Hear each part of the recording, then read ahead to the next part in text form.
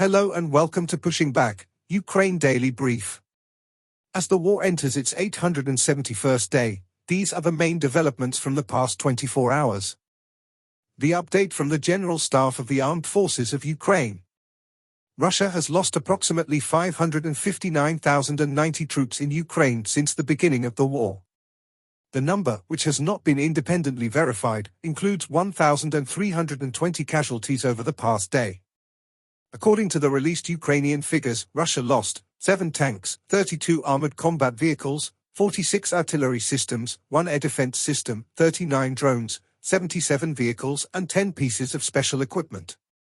The Russians launched 149 combat clashes and carried out 57 airstrikes, including 103 anti-aircraft missiles on the territory of Ukraine. They also used 512 kamikaze drones and carried out 3,200 attacks on the positions of Ukrainian troops and settlements using various types of weapons.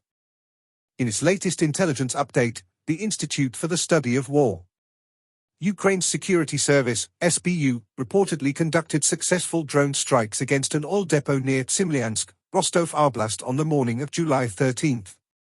Russia and Iran continue to signal their commitment to deepening bilateral relations and multilateral cooperation. A detained Russian businessman and a Russian military official who were reportedly connected to detained former Deputy Defense Minister Timur Ivanov recently died on the same day. Armenian border guards, cooperating with Russian authorities, reportedly detained a Russian citizen in Yerevan, likely as part of a continued Kremlin effort to assert political power over Armenia and challenge Armenia's sovereignty amid deteriorating Russian-Armenian relations.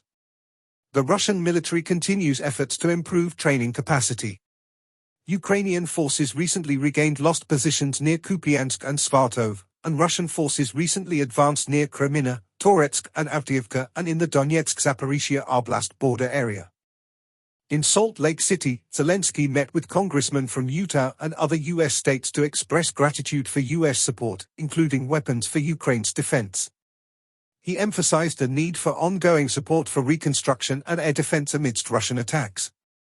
The discussions covered joint defense production, further military aid, Ukraine's Euro-Atlantic integration, and NATO summit outcomes. Utah congressman highlighted the state's historic ties to Ukraine, noting long-term volunteer efforts by members of the Church of Jesus Christ of Latter-day Saints since 1994. On his way back to Europe, Zelensky met with Taoiseach Simon Harris in Shannon, thanking him for condolences over the Russian attack on a children's hospital in Kiev.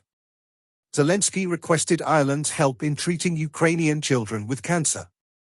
He praised Ireland's support for the peace summit and discussed implementing its decisions on nuclear safety, food security, and the release of prisoners. They also talked about increasing global attention to Russia's illegal deportation of Ukrainian children.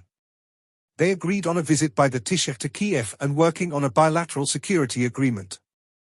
Further cooperation in demining, cybersecurity, and Ukraine's EU accession process was also discussed, with Zelensky expressing interest in Ireland's experience and support.